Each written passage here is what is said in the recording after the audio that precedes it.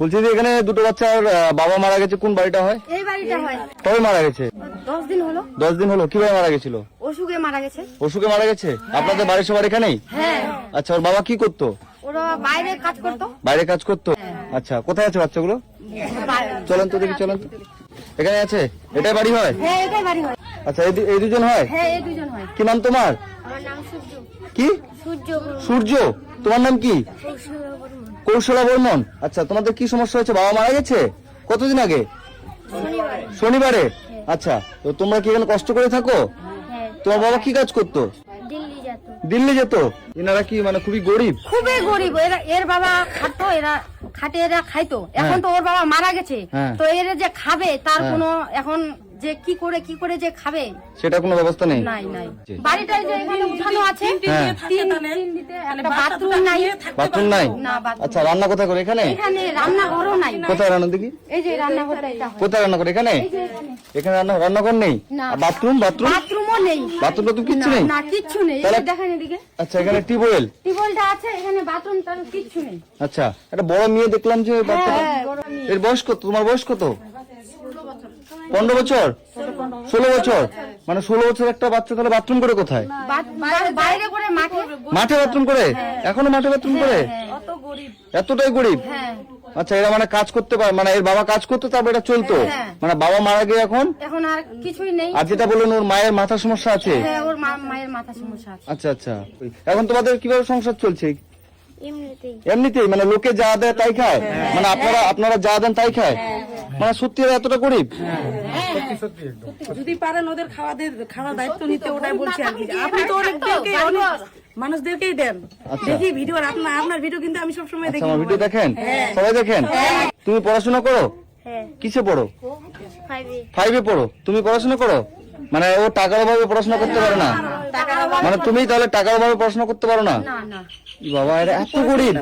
তো বন্ধুরা, আজকে আমি এসেছি এই যে বাচ্চাটার কাছে এবং এই বোনটার কাছে। তোমার নাম কি বললে?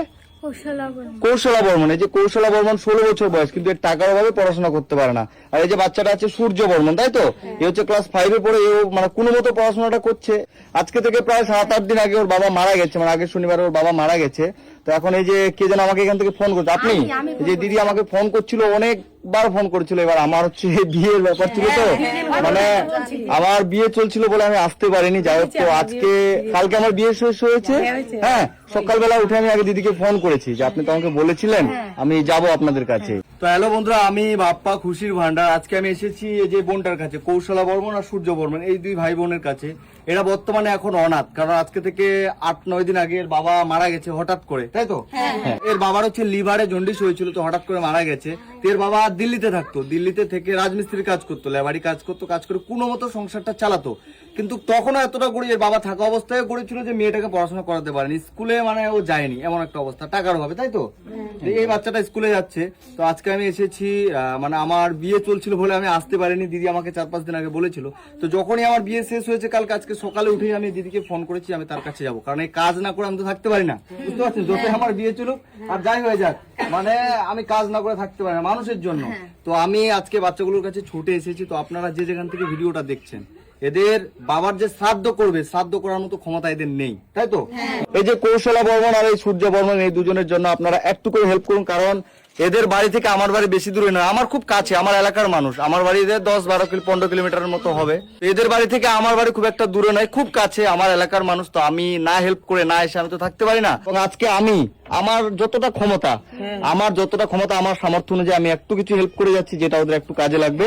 এবং আমি আমার দর্শককে, যারা আমার ভিডিও দেখছে, অনেক মানুষই দেখে, তো সবাই একটু করে হেল্প করবে যেন ওদের ভালো হয়। এখানে কিছু টাকা আছে, এটা রাখো, ঠিক আছে? এই টাকাটা দিয়ে আমি আমার সামর্থ্য দিদি, আমার যতটা ক্ষমতা আমি 2000 টাকা দিয়ে গেলাম।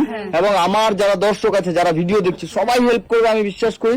আপনারা যে যেখান থেকে দেখছেন, বাচ্চা দুটোকে বাঁচানোর জন্য, মানে এরা না খেতে পেয়ে এখানে কিন্তু এতটা কষ্টের মধ্যে আছে যে মানে মারা যাওয়ার মতো অবস্থা। কারণ বাবা মারা গেছে, বাচ্চাগুলো কিন্তু অসহায়, অনাথ, মা পাগল।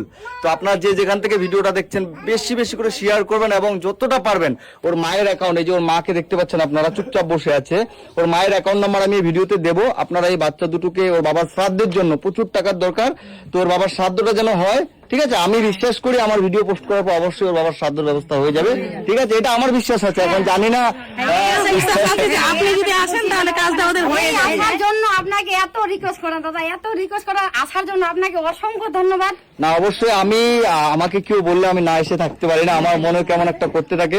তো বাবু ঠিক আছে, ভালো থেকো, টাটা করে দাও।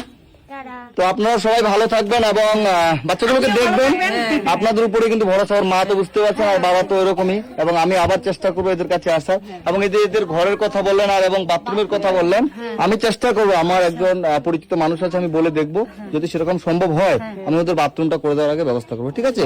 ঘরটা যদি কিছুদিন পরে ব্যবস্থা করে দেয়, কিন্তু আমি বাথরুমটা তাড়াতাড়ি করে দেওয়ার ব্যবস্থা করবো, ঠিক আছে বাবু? তোমাদের বাথরুমটা আমি ব্যবস্থা করবো, ঠিক আছে? আমি কথা দিয়ে যাচ্ছি, আমি বাথরুমটা, ঘরটা যদি নাও পারি ওটা বড় ব্যাপার, আপাতত তো থাকার জায়গা এখানে আছে, এই ঘরে থাকে তাই তো? আচ্ছা এই ঘরেই থাকে না? তো এই যেখানে বেড আছে, মানে তেমন একটা ভালো না ঘরটা, এই যে মানে ভাঙাচোরা ঘর, তবু এই ঘরে থাকছে। তো আমি আপনাদের বাথরুমটার ব্যবস্থা করে দেবো তাড়াতাড়ি, ঠিক আছে বাবু? তোমাদের বাথরুমটা যত তাড়াতাড়ি সম্ভব আমি করে দেবো, যেভাবে হোক। মানে তোমার এত বড় একটা মেয়ে, ওকে বাথরুমে তো বাথরুম করা প্রয়োজন। এই বাচ্চাটা যদি এখন মাঠে বাথরুম করে তাহলে তো একটা আমাদের লজ্জার বিষয়, তাই না? মানে আমাদেরই লজ্জার বিষয়। মানে সরকার থেকে বাথরুম পায়নি এরা, সরকার থেকে বাথরুম দেয়নি না? তো ঠিক আছে আমি করে দেবো, হ্যাঁ আমার দুদিন টাইম লাগতে পারে, কিন্তু আমি চেষ্টা করবো যেন ওদের বাথরুমে করে দেবো। ঘরটা একটু বড় ব্যাপার, ঘরটা নাও হতে পারে, আমি দেখছি, ওটা চেষ্টা করবো, কিন্তু কথা যেটা দিলাম যে বাথরুমে করে দেবো, মানে আমি করে দেবো। আমার একটু টাইম লাগুক, ঠিক আছে, কিন্তু আমি করে দেবো। তো ঠিক আছে, সবাই ভালো থাকবেন, হ্যাঁ, হ্যাঁ আমি তো ভালো আছি আপনাদের আশীর্বাদে।